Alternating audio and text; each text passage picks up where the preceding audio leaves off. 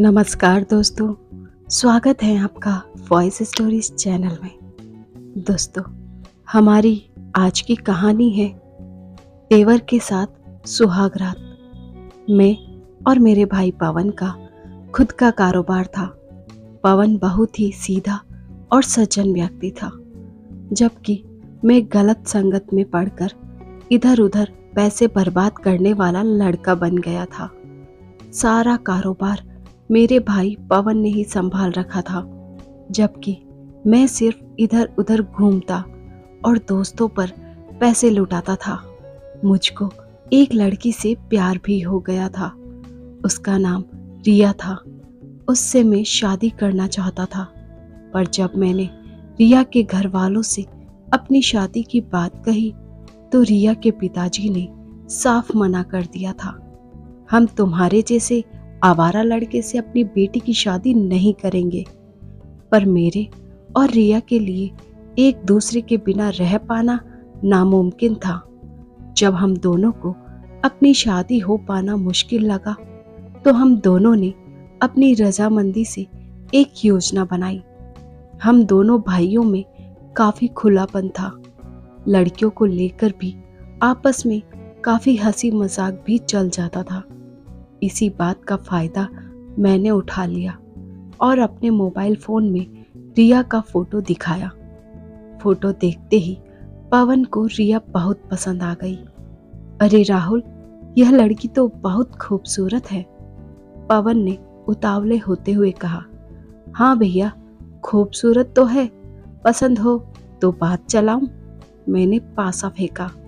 अरे नहीं नहीं, यह सब अच्छी बातें नहीं हैं। पवन थोड़ा शर्मा सा गया। अरे भैया, शर्मा क्यों रहे हो? यह इसका फोन नंबर है और चैटिंग शुरू कर दो, मैंने एक और दाव फेंका। पवन सीधा साधा लड़का था। जमाने की हवा उसे लगी नहीं थी, इसलिए उसे मेरी चाल समझ में नहीं आई। उसने धीरे धीरे रिया से फोन पर बातें शुरू कर दी।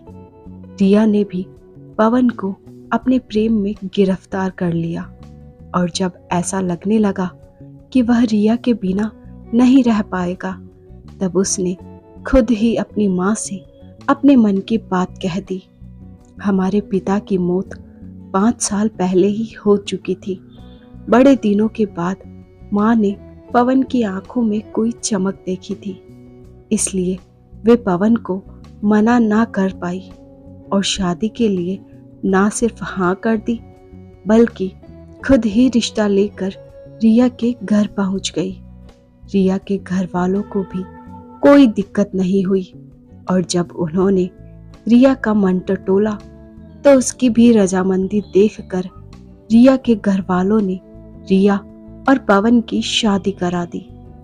सुहाग रात के दिन जब पवन अपने कमरे में पहुंचा और रिया का चेहरा देख जब उसने संबंध बनाना चाहा तो रिया ने मना कर दिया। क्या आपने सिर्फ शरीर के लिए मुझसे शादी की है? रिया ने पवन से धीरे से पूछा। नई दुल्हन से पवन को ऐसे सवाल की उम्मीद नहीं थी, इसलिए वह एकदम सकपका सा गया। नहीं, लेकिन दोस्त कहते हैं कि पहली रात में यह सब जरूरी होता है, पवन ने शर्माते हुए कहा। देखिए, मुझे अभी पढ़ाई करनी है, इसलिए मैं इन सब कामों में नहीं। मैं पढ़ना चाहती हूँ। जब मेरा रिजल्ट आ जाएगा तभी हमारे बीच में कोई संबंध बन सकेगा, रिया ने समझाने वाले अंदाज में कहा। पवन भोला था, वह रिया की बातों में आ गया और यही समझता रहा कि रिया पढ़ाई में बिजी है, इसलिए उसने फिर संबंध बनाने के लिए जबरदस्ती नहीं की। लेकिन पवन को क्या पता था कि मैं ही उसके साथ दुश्मनी कर रहा हूं। अब हर रात को जब सब सो जाते, रिया मेरे पास आ जाती और हम खूब मौज मस्ती करते। एक रात को जब घर के सभी लोग गहरी नींद में थे, रिया चुपचाप उठी और बगल वाले कमरे में चली गई। उस कमरे में मैं सो रहा था। रिया मेरे बगल में आकर लेट गई। और मेरे बालों में उंगलियां फिराने लगी। उसके लगातार ऐसा करने से मैं जाग गया और बगल में रिया को लेटा देख धीरे धीरे मुस्कुराने लगा। एक दूसरे को सहला और चूमते रहने के बाद हम दोनों एक दूसरे में खो गए। हम दोनों को एक दूसरे के साथ लेटे हुए सुबह के 5 बज चुके थे। रिया जब अपने कमरे में जाने लगी तो मैंने उसे पकड़कर फिर से घसीट लिया। जाने दो ना, तुम्हारे भैया जाग गए होंगे, रिया ने डरते हुए कहा। अरे जान, जाग गए होंगे तो जागने दो ना उन्हें। मैंने तुम्हें पाने के लिए कितना कुछ किया है। वैसे भी उनको यह सब हमारा प्लान समझ में नहीं आएगा, इतने स्मार्ट नहीं है वे, मैंने अंगड़ाई लेते हुए कहा। मेरी इस बात पर हम दोनों ही खिलखिलाकर हंसने लगे और रिया अपनी साड़ी और पल्लू सही करके अपने कमरे में चली गई जहां पवन सो रहा था। उसने एक नजर अपने पति की ओर डाली और उसके माथे को चूम लिया।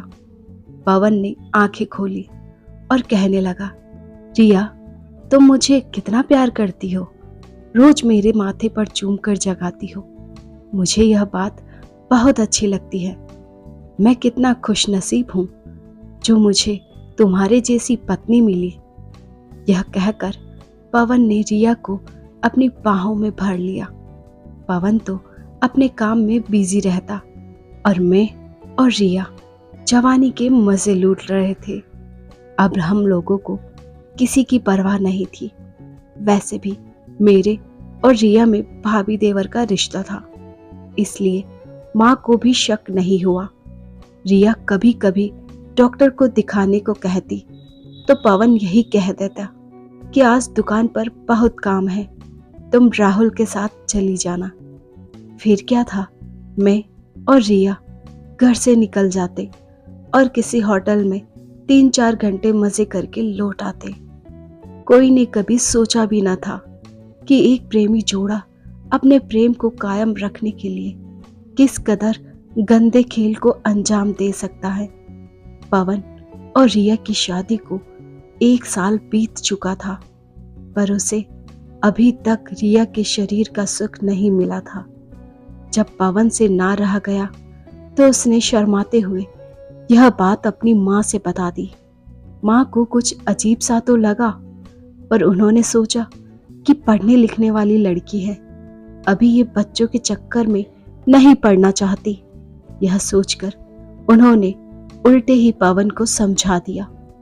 एक दिन की बात है, पवन शाम को दुकान बंद करके घर लौट रहा था। वह कुछ सामान लेने के लिए एक दुकान की तरफ बढ़ा। तभी एक पान की गुमटी के पीछे से मेरी आवाज आती हुई सुनाई दी।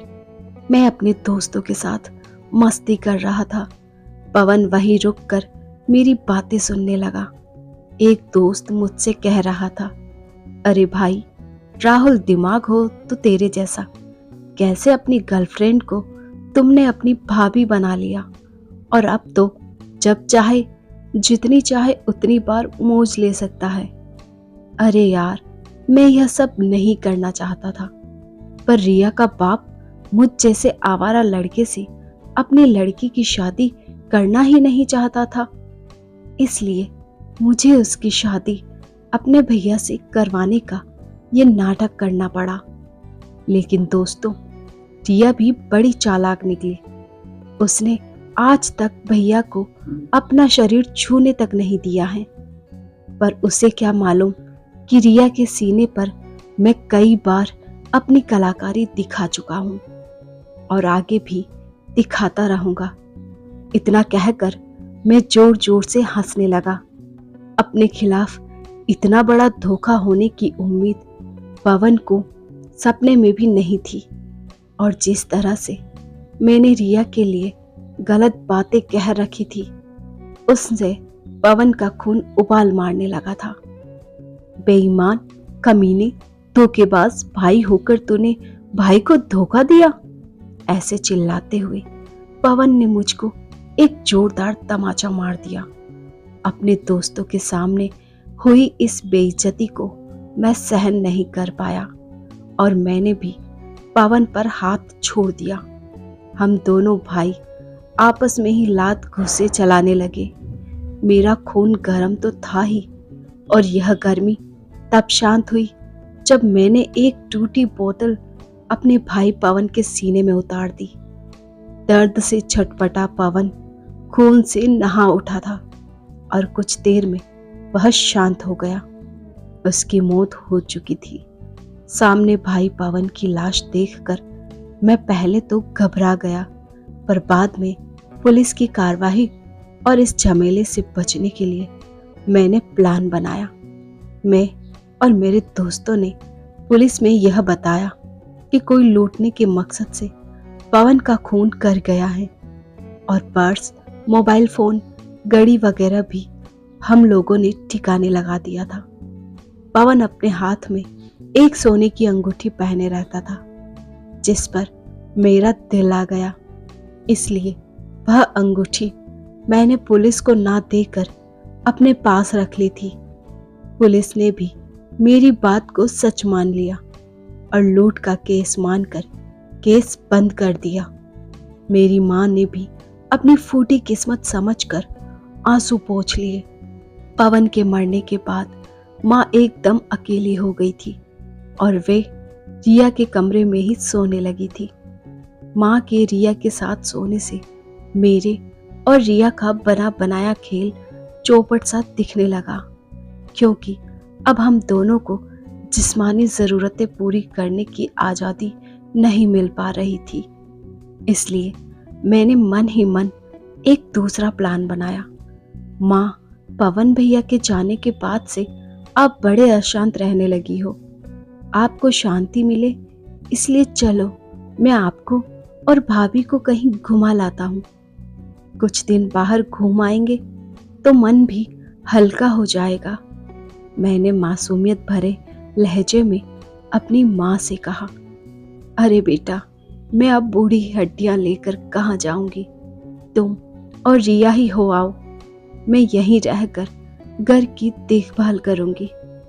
माँ ने कहा, अंधे को क्या चाहिए, दो आंखें। मैं और सीमा जो चाहते थे वही हमको मिल गया।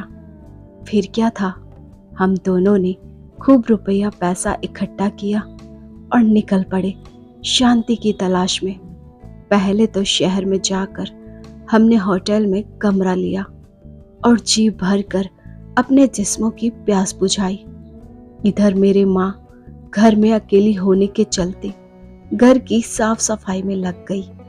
सफाई के दौरान उन्हें मेरे कमरे की अलमारी में पवन की वह अंगूठी मिली जो मैं उसको मारने के बाद ले आया था।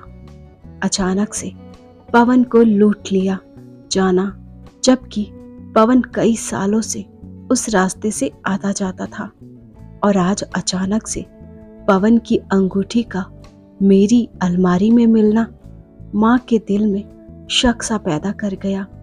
माँ ने कमरे को और खंगाला तो पाया कि रिया की चुन्नी भी मेरे कपड़ों में मिली। माँ समझ गई कि क्या मामला है, लेकिन वह कर क्या सकती थी। उन्होंने मेरे दोस्तों को घर पर बुलाया और बातों बातों में सारा भेद उगलवा लिया। अब उनके पास एक ही उपाय था, हम दोनों की शादी कर देना, ताकि देवर भाभी का खेल किसी को पता नहीं चले। जब हम वापस आए तो माँ ने मुझसे पूछा तो मेरे होश उड़ गए। मैंने माँ के पैर पकड़कर माफी मांगनी चाही तो माँ मुझसे दूर हट गई। उन्होंने कहा, मैं तुम्हें पुलिस के हवाले तो नहीं करूंगी, लेकिन मैं तुम्हें कभी माफ भी नहीं कर पाऊंगी। माँ इतना कहकर अपने आंसू पोंछते हुए अपने कमरे में चली गई। मैंने और रिया ने शर्म से अपने चेहरे को झुका लिया। तो दोस्तों, अगर आपको यह कहानी पसंद आई हो तो कमेंट कर ज़रूर बताइए। यहाँ आपको ऐसी ही मज़ेदार कहानियाँ सुनने को मिलेगी। चैनल पर नए हैं तो हमें सब्सक्राइब करना ना भूलें। धन्यवाद, और बेल आइकन को प्रेस कीजिए ताकि न्यू स्टोरीज़ का नोटिफिकेशन सबसे पहले आपको मिल सके, ताकि आपकी कोई स्टोरी मिस ना हो। और वीडियो को लाइक और शेयर करना ना भूलें। Thanks for watching.